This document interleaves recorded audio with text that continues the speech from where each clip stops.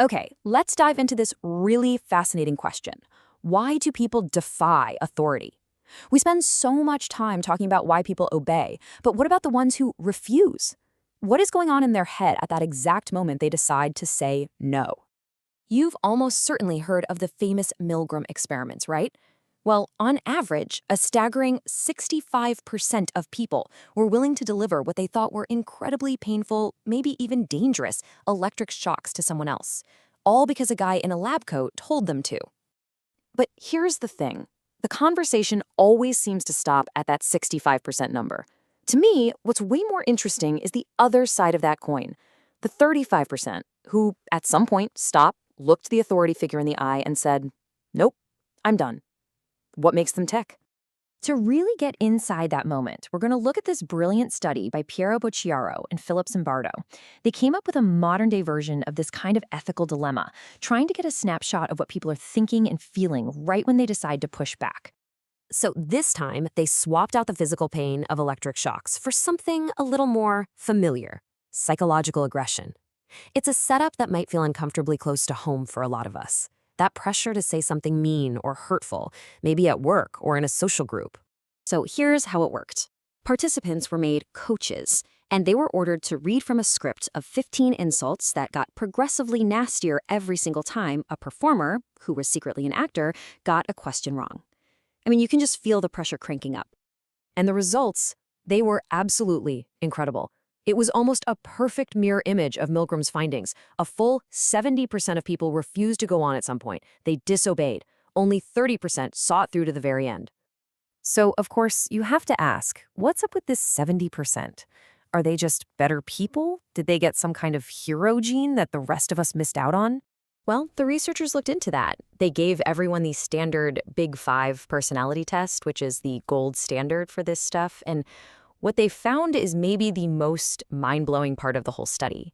There was absolutely no meaningful personality difference between the group that obeyed and the group that disobeyed. Zero. So what does that tell us? It's a huge deal. It means that the whole idea of some special hero personality is pretty much a myth. People who do heroic things aren't necessarily born different. It's not about who you are, it's about the situation you find yourself in. And when the researchers asked the folks who disobeyed what was going through their heads, it wasn't some long, drawn-out moral calculation. They talked about empathy, feeling bad for the other person. They said the whole situation just started to feel weird and senseless. And get this, almost all of them said the decision to stop was impulsive, like a gut reaction. Okay, so that's what happens when someone says no in private, in a lab. But what happens when you take that defiance public? What happens when saying no becomes a protest for the whole world to see? Well, philosopher Tenhern Lai has this fantastic way of explaining it. He says civil disobedience acts as a costly signal. The best way to get your head around this is to think of a peacock's tail. I mean, it's gorgeous, but it's also a huge burden. It's heavy, and it makes the peacock an easy lunch for a predator. But that's the whole point. The fact that it can afford such a costly, risky decoration is an undeniable signal to mates that it's strong and healthy. You can't fake it. So for a protest to cut through all the noise in the world, for anyone to pay attention, it has to be seen as effective. And for it to be seen as effective, we have to believe the protesters are really sincere, that they mean it. And how do they prove that sincerity? By showing everyone they're willing to pay a real price for what they believe. So, in the world of civil disobedience, what's the ultimate cost? What's the price they have to be willing to pay? It's the punishment. The risk of getting arrested, fined, or even going to jail. And this is exactly why civil disobedience can be so much more powerful than a completely legal, permitted march. That risk, that willingness to be punished, it acts like a guarantee that these people are serious. It forces the rest of us to stop and listen. As Lai puts it, they literally take the injustice of the punishment, the very thing meant to shut them up, and they use it as a megaphone to make their message even louder. The more the system tries to silence them, the more their sacrifice proves their conviction. But this is where things get really weird.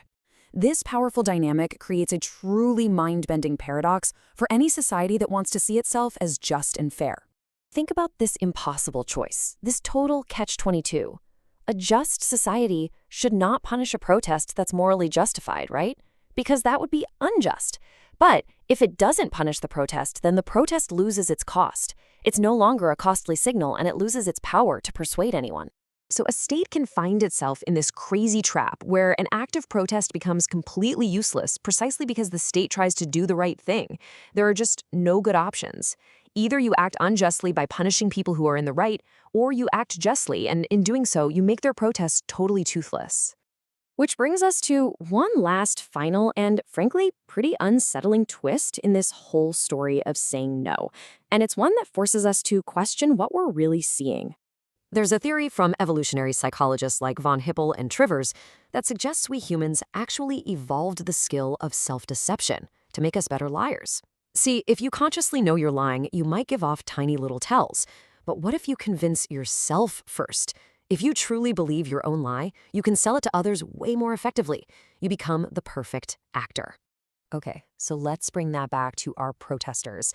The whole power of their sacrifice, that costly signal, is built on the idea that it's an honest-to-goodness, authentic display of sincere belief. But if we're all walking around with this highly evolved machinery for self-deception, how can we, or even the protesters themselves, ever be truly sure?